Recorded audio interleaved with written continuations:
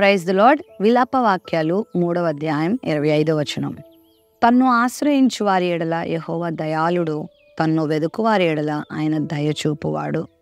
దేవుడు అందరినీ ప్రేమించేవాడే.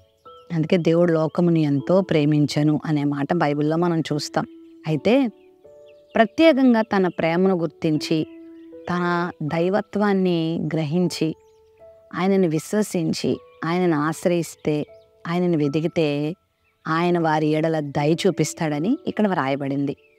ఆయన దయగలిగిన వాడు. స్వభావరీత్యా ఆయన స్వతహాగా చాలా ప్రేమ కలిగిన వాడు, కరుణామయుడు, కృపామయుడు. వాస్తవానికి ఆయన ఏదైనా అనుకున్నాడంటే అది ఖచ్చితంగా చేస్తాడు.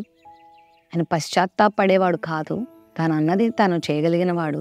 ఒకవేళ తను ఎవరైనా ఆశ్రయించి ప్రార్థిస్తే వారి మీదకి వచ్చే కీడును కూడా తొలగించి వారికి మేలు చేయడానికి కూడా ఆయన సంసిద్ధంగా ఉంటాడు. మీరు చేసిన పనికి మీకు కీడే నేను సిద్ధం చేశాను, ఇదే ఇస్తాను అనేటువంటి దేవుడు కాదు. నినివే పట్టణ ప్రజలు చాలా దోషులైపోతే దేవుని దృష్టిలో సువార్త ప్రకటింప చేయగా వాళ్ళు లోబడతారు, తమను తాము సరి చేసుకుంటారు. వెంటనే తాను చేయాలనుకున్న కీడును ఆయన చేయలేదు, మానేశాడని బైబిల్లో ఉంది. కాబట్టి ఆయన చాలా దయగలిగిన వాడు. మరి ఆయన దయ, ఆయన వాత్సల్యం, ఆయన కరుణ మన మీద మనం పొందుకోవాలంటే మనం ఆయన్ని ఆశ్రయించాలి, మనం ఆయనను వెదకాలి, ఆయనను చేరాలి, ఆయన కొరకు ఆలాపన కలిగి ఉండాలి, ఆయనను నమ్ముకోవాలి. కొంచెం జ్ఞానం ఎక్కువయ్యేసరికి, కొంచెం లోకంలో మనకి ఏదైనా పరపతి ఎక్కువైతే, స్థితిగతులు పెరిగితే దేవునితో నాకు సంబంధం ఏంటి, దేవునితో నాకు పని ఏంటి అనుకునేవాళ్ళు లేకపోలేదు. అక్కడే మనం దెబ్బతింటున్నాం, అక్కడే వెనుకకు జారిపోతున్నాం. ఎప్పుడైతే గర్వం అనేది, సొంత బుద్ధి అనేది, స్వబుద్ధి అనేది మనలోకి వస్తుందో అప్పుడు దేవుని పక్కన పెడతాం. కాబట్టి దేవుని పక్కన పెట్టి మనం సాధించేది ఏమీ లేదు. నువ్వు ఆయన్ని వెతికితే, నువ్వు ఆయన్ని ఆశ్రయిస్తే ఎంత దయ, ఎంత జాలిని మీకు చూపిస్తాడో తెలుసా.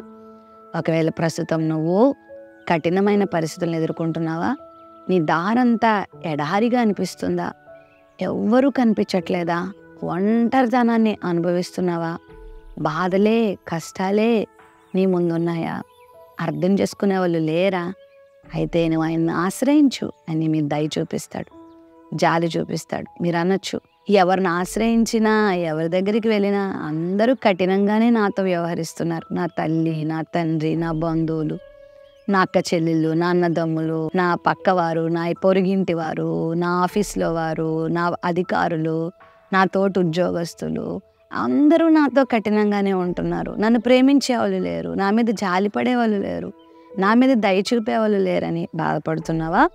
ఆయన ఆశ్రయించు, నీ మీద ఆయన దయ చూపిస్తాడు, నీకు మేలు చేస్తాడు. నువ్వున్న కఠినమైన పరిస్థితుల్ని అధిగమించేలా చేసి నీకు తన కృపను చూపిస్తాడు. ప్రేమ నమ్మకం కలిగిన మా తండ్రి, నువ్వు దయగలిగిన వాడవని, దయాళుడవని, నిన్ను ఆశ్రయించే వారి విషయంలో, నిన్ను వెదికే వారి విషయంలో నువ్వెంతో ప్రేమ కలిగిన వాడవని ఈరోజు మాకు తెలియచేస్తావు. నీ ప్రేమను, నీ దయను మేము పొందుకోవడానికి నీ సహాయం దయచేయమని యేసు నామములో ప్రార్థిస్తున్నాం తండ్రి. ఆమేన్.